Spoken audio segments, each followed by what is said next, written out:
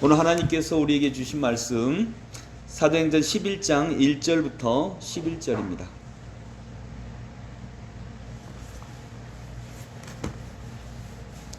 사도행전 11장 1절부터 11절의 하나님의 말씀입니다. 함께 봉독합니다.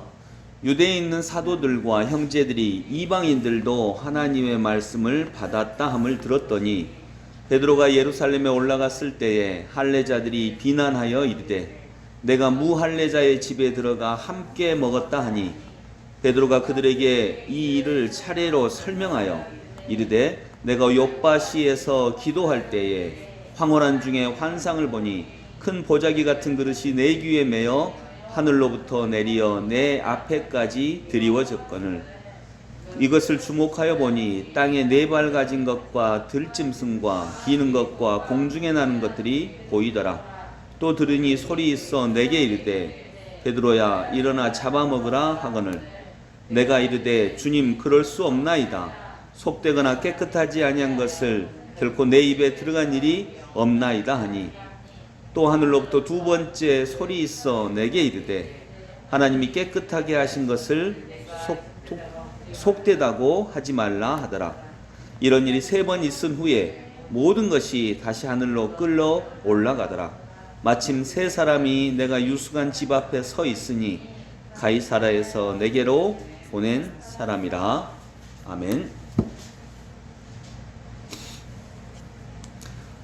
오늘 이 말씀은 가장 핵심은 뭘까요? 오늘 이 말씀의 핵심은 지금 이 현장은요, 이제 예루살렘 교회에서 사도들이 베드로를 불렀습니다. 왜 불렀을까요?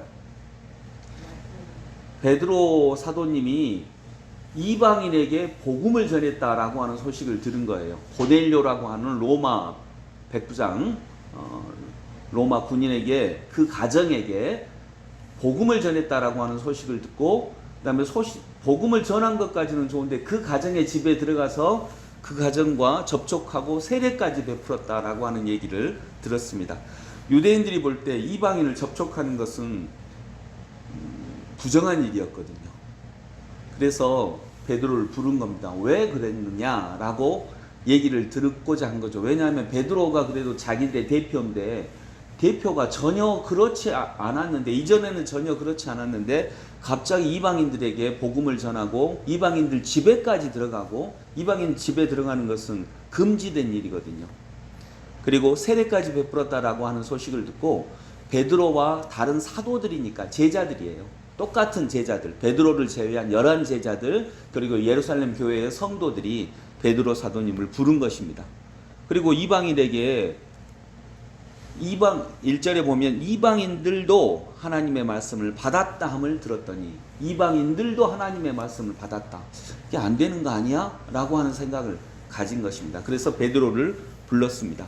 그래서 무할례자의 집에 들어가 거기서 같이 먹고 마신 것 이걸 문제 삼는 것입니다. 유대교에서는 이게 문제되었거든요. 그때 베드로가 이 일을 차례로 설명을 합니다. 저는 이 구절도 은혜가 돼요. 베드로가 이 일을 차례로 설명하여. 베드로는 설명하는 사람이 아닙니다. 성질 내는 사람이지. 마음대로 안 되면 아유 하나님이 이렇게 해서 한다고 그냥 막 성질을 내버리지 설명하는 사람이 아니에요. 차례로 차분하게. 근데 성령님은 베드로를 그동안 또 베드로의 여러 가지 일로 변화시켜 내시는 것입니다. 그러면서 자기가 만났던 꿈 이야기부터 합니다. 이스라엘은 부정하다고 생각하는 음식들이 있었거든요. 이건 이방인들이 먹는 거야. 그래서 대표적으로 돼지고기도 먹지 않았어요. 그래서 돼지고기는 로마 병사들이 먹었고 그래서 더 부정하다 얘기도 했습니다. 그런데 이 부정한 음식들이 하늘로부터 내려왔어요. 하늘로부터. 그래서 하나님이 하늘에서 잡아 먹으라 그러는 거예요. 그러니까 베드로가 이거 꿈속의 이야기입니다. 나는 부정한 거 안 먹습니다. 그때 하나님께서 하나님이 깨끗하다고 말씀하신 것을 네가 왜 속되다고 하느냐, 부정하다고 하느냐 이렇게 말씀하셨다는 것입니다. 그리고 나서 이 꿈이 끝나자마자 이방인들이 내게 와서 자기 집에 방문해 달라 요청했다는 거예요. 그리고 거기서 고넬료라고 하는 아주 신실하게 예수님을 믿는 사람이 있는데 와서 복음을 좀 전해 주십시오. 말씀을 좀 전해 주십시오. 라고 하는 얘기를 듣자 베드로는 이 꿈이 이 이야기구나 라고 하는 것을 알아들은 거죠. 이방인들은 부정하다 생각을 했는데 하나님이 내가 이방인들을 깨끗하게 하는데 네가 왜 그들을 부정하다라고 하면서 만나지 않으려고 하느냐. 그들에게도 복음이 전달돼야 된다라고 하는 말씀을 이게 그 말씀이었구나 라고 하는 그 꿈이 해석이 된 것입니다. 그리고 아마 베드로에게는 많은 것들이 지나갔겠죠. 땅끝까지 이르러 내 증인이 되어라. 모든 민족에게 복음을 전해라. 뭐 이런 말씀들. 그리고 죄인도 불러들이시고 죄인도 사랑하셨던 예수님의 모습. 이런 것들이 되돌려졌을 것입니다. 이런 뜻이구나. 그래서 베드로가 이제 이 일을 사도들에게 이야기합니다. 내게 이런 일이 있었고 이 일을 한 사람은 내가 아닙니다. 하나님이십니다. 하나님이 이방인들에게 복음이 전달되기를 원하고 계십니다. 라고 이렇게 말씀했던 것입니다. 하나님은 오늘도 이방인들에게 복음이 전달되기를 원하고 계시고요. 특별히 예수님은 두 부류에게 복음을 확장시키셨습니다. 첫 번째는 죄인들이고요. 두 번째는 이방인들입니다.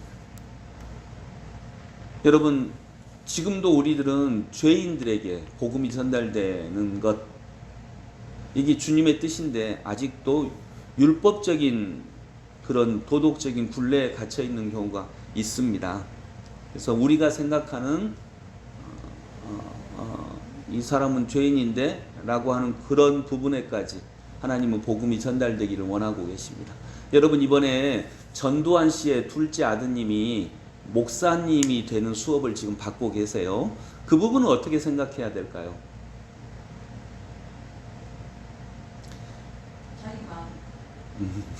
그럴 수 있죠. 옛날에 김근태 씨를 고문했던 이근한 씨가 목사가 되었어요. 그래서 정말 잔혹하게 고문을 했거든요. 민주화 시대에 목사가 됐어요. 그래서 이제 저도 깜짝 놀랐는데, 여러분, 그런 분들 정말 죄인이거든요. 우리도 죄인이지만 우리보다 좀 더 심해요. 어떻게 생각을 해야 될까요? 저는 이렇게 생각을 합니다. 제가 생각하는 게 맞을지 어쩔지는 모르겠어요. 그러나 저는 그래야 된다고 제 개인적으로는 생각을 합니다. 하나님께서 더 확신을 주시면 제가 세게 주장할 건데, 여러분, 죄인이 만약 그런 분들이 나 예수님 믿을게요 라고 하는 것은 문제 없습니다. 오히려 그건 더 권장할 사항입니다. 그래야죠. 근데 그분들이 리더인 목사가 된다라고 하는 것은 좀 더 생각을 해봐야 됩니다. 왜냐하면 여러분, 예를 들어서 우리 죄인이 또는 우리 한국 땅에서 이방인이라고 볼 수도 있는 외국인 노동자분들이 만일 고속버스 운전을 하고 싶다라고 하면 그거 해도 되는 거예요? 안 되는 거예요? 그분들이 고속버스 운전사 하고 싶다. 되죠. 왜 안 돼? 할 수 있죠. 이제 막 교도소 막 나온 사람이 내가 이제 운전사 하고 싶다라고 하는 건 되죠. 네. 근데 아직 운전 기술이 완벽하지 않아. 근데 운전사 한다면요? 그건 안 돼요. 운전사 하고 싶은 건 돼요. 할 수도 있어요. 근데 아직 미숙한데 운전사를 해라? 그건 안 돼요. 저는 영적 리더라고 하는 그 부분, 저도 전혀 완벽하지 않고 저도 너무나 부족한 사람이지만 그것과는 동시 좀 다른 차원으로 그분들은 완전히 회개하셔야 되는 것입니다. 적어도 그런 부분에 대해서 사람을 잔혹하게 고문하고 또 죽였던 부분, 그런 부분에 대해서 뭐 전두환 씨의 둘째 아들이 죽이지는 않았어요. 그러나 그런 아버지, 자신의 아버지에 대한 그런 죄과 이런 부분에 대해서 명확하게 잘못했다고 해야 됩니다. 안철수 씨가 우리 광주 시민들을 이제는 용서하시라, 용서하셔야 된다, 뭐 그렇게 말씀하실 수 있죠. 괜찮은 말씀이라고 생각을 합니다. 근데 미안하다고 말을 해야 용서를 하죠. 내가 이런 점에 대해서 정확하게 정말 당신들한테 무릎 꿇고 회개합니다라고 얘기를 해야 용서를 하죠. 당사자는 잘했다고 하는데 우리만 용서를 하는 것은, 피해자만 용서를 하는 것은, 그럴 수도, 개인적으로는 그럴 수 있다고 생각을 합니다. 그러나 이건 역사를 바로 세운다고 하는 차원에서 온전하지 않습니다. 독일이, 히틀러가 죽고 독일이 여러 민족 앞에 실제로 사죄를 했거든요. 독일 수상이 폴란드 위령탑 앞에서는 무릎까지 꿇었어요. 독일의 수상이 가서 무릎을 꿇고, 그 사람은 자기가 죽인 사람 아니에요. 근데 독일의 대표로서 독일 수상이 가서 무릎을 꿇었거든요. 그러면서 우리 독일인이, 독일 정부가, 우리는 히틀러와 아무 상관없고 히틀러를 오히려 미워하지만 우리 독일 정부가 당신들에게, 어쨌든 히틀러도 독일 정부였거든요. 독일 정부가 당신들에게 그 엄청난 고통과 사람을 죽이고 학살하고 이런 부분에 대해서 독일 정부를 대표해서 정말 사죄드립니다, 이렇게 해야 용서를 하죠. 근데 일본처럼 잘못한 거 없다는데 우리만 용서를 하면 역사라고 하는 차원에서 온당하지 않는 거죠. 그래서 저는 저 개인적으로 그렇게 생각합니다. 이근한 씨라든지 또 전두환의 그 둘째 아드님이라든지 이런 분들이 신자가 되는 것은 너무 환영할 일이지만, 목사님이 되어서 여러 성도들을 돌본다라고 하는 차원, 그건 서세원 씨도 마찬가지고요. 명확하게 자기 입장을 피력을 해야 됩니다. 나 회개했어요, 마음으로. 그런 거 말고, 이근한 씨 같은 경우에는 김근태 씨 부인이 지금도 살아 있으니까요. 좀 국회의원이시거든요. 김근태 씨 자녀들이 있고, 가서 진짜 무릎 꿇고 용서를 빌어야죠. 그러면 능히 저는 할 수 있다고 생각합니다. 그리고 정말 하나님이 크게 쓰실 거라고 생각을 합니다. 그런데 그러한 것들은 전혀 없이, 그건 불법적인 고통이었고, 그런 건 전혀 없이 그냥 뭐 용서하셨지라고 하는 것은, 그건 피해자에게 더 큰 고통을 주는 거거든요. 그건 안 된다라고 생각을 합니다. 뭐 그래서 바울도 쓰셨는데, 바울도 살인자잖아요. 그래서 바울은 명확하게 예루살렘 교회에 찾아가서 자기가 이렇게 돌아왔다고, 이렇게 잘못했다고 회개를 했고요. 그리고 12년 동안 정말 보잘것없는, 이름도 없이 빚도 없이 자기의 수련 생활을 했거든요. 저는 적어도 그러한 과정을 거쳐야 된다고 생각을 하고, 그게 고통받은 사람들 앞에서 표면화되게 회개하고, 정말 제가 아버지를 대신해서 회개합니다. 왜냐하면 그 아버지의 그 잘못된 행동 때문에 그도 젊은 날 그 대가를 넉넉히 부리면서 넉넉한 가운데 살았으니까요.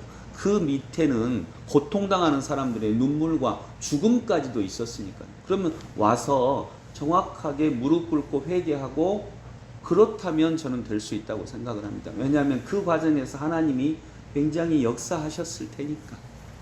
그러나 지금과 같이 이런 명확한 자기 의사 표명이 없이 그저 하나님은 사랑이시잖아 이렇게 해서 성도가 되는 건 괜찮은데, 개인적 성도가 되는 건 괜찮은데, 왜냐하면 개인적으로 회개했으니까.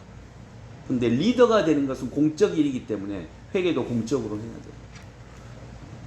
그래서 그렇다면 하나님이 저 같은 보통의 목사들보다 훨씬 더 귀하게 바울처럼 사용하실 것이다 라고 생각을 합니다.